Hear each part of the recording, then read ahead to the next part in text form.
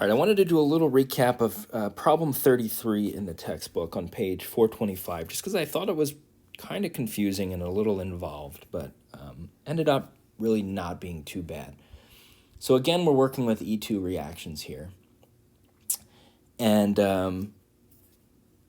we have to make a couple of decisions. So the base that they're giving us is the methoxide ion, which I believe this is sodium methoxide. It's ionizing to OCH3, whatever. It's a strong base. We're working with E2. That's really all we need to know here, okay? All right, so this first one here, actually, these are all secondary alkyl halides. So this first one here, I found it much easier to draw out the line structure here, or extended, whatever it's called. Identified my alpha carbon attached to my leaving group. I have 2 beta carbons here. That's what makes this a secondary alkyl halide. But you have a decision to make, because Zaitsev's rule can't really come into play here because, I'm sorry, actually, yes, it can, because this carbon has 2 hydrogens. This carbon has 1 hydrogen. So using Zaitsev's rule, you are going to remove this hydrogen. You don't really have any steric bulk issues with a base like this. You don't have any double bonds anywhere else where you could make conjugation. So this is going to be a safe bet, okay? So your bromine gets removed, your hydrogen gets removed, your double bond would form here. And that's what I drew, okay? Your double bond is formed here. And your alkene, if you're trying to figure out like if it's cis or trans, just remember in terms of like geometry, this whole group is going to be here. This hydrogen would be here. This carbon would end up here. Well, they're both methyl groups, and this methyl would be here. Now, is this a cis or trans alkene? Well, it's neither, because whereas you do have a heavier substituent here and a lighter substituent here, these are both methyl groups. They're equal. It's just the same alkene. It's not cis or trans, okay? Also keep in mind, this is an important rule.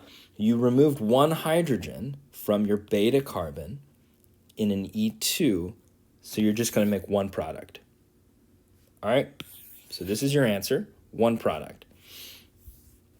Okay, does chirality matter here? Well, this isn't a chiral compound. You would have a bromine and a hydrogen, but then you have a carbon and a carbon attached to hydrogen. You know, it's symmetrical down here. So this is not a chiral compound, so that doesn't matter.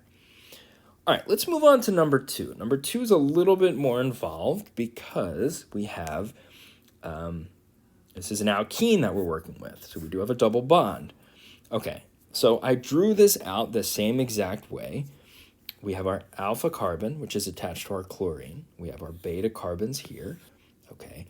Here's where Zaitsev's rule really doesn't come into play, because both these beta carbons are attached to 2 hydrogens, okay? So you'd have to ask yourself, well, does it matter which hydrogens I remove?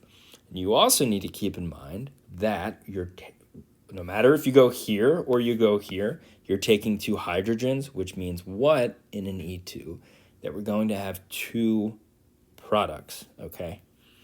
Don't let this alkene kind of scare you. This is guiding you in the right direction, and it's saying, hey, can you make a conjugated diene here as you form a second double bond?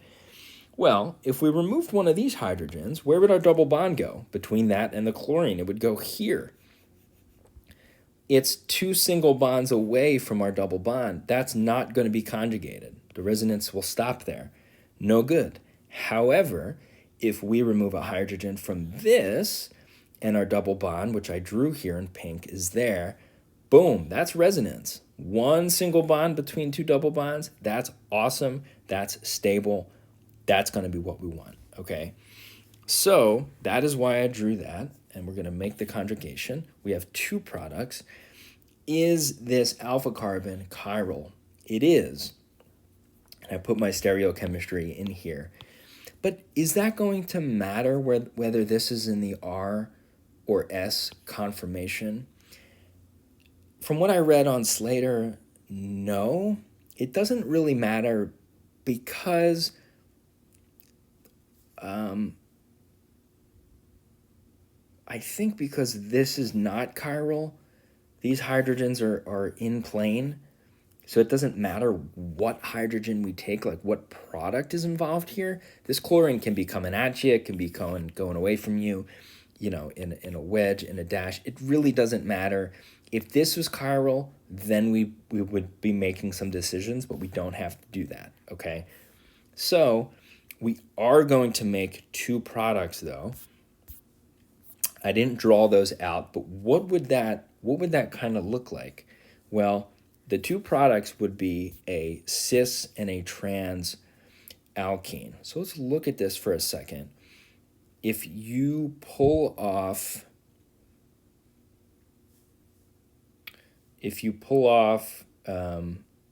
these are going to be your sp2 carbons on your alkene, sp2, right?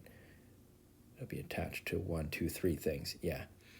So as you form this double bond with this carbon, let's say you remove, I don't know, this hydrogen, this whole substituent, this whole piece is either going to go up. It's going to go up here, and you're going to have a hydrogen there.